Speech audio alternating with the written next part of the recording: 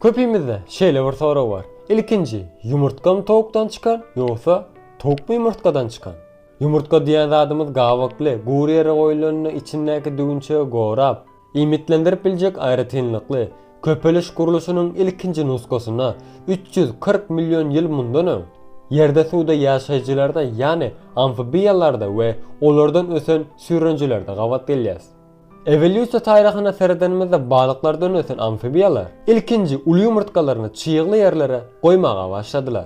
Ondan soňra amfibiýalardan ösen süýrenjiler gurak ýerlerde de köpelmäge, ýani gurak ýerlere yumurtkalaryny goýmaga başladylar. Süýrenjileriň bir şahsy dinozawrlar ösen. Bu şagadan aýrylan bir topar guşlara we soňunda towuklar ösendir. Şonuň üçin bu setir boýunça her janlar bir yumurtkadan ösendir. Edil, şu sebäpli ilkinji towuklar hem yumurtkadan çykandyr.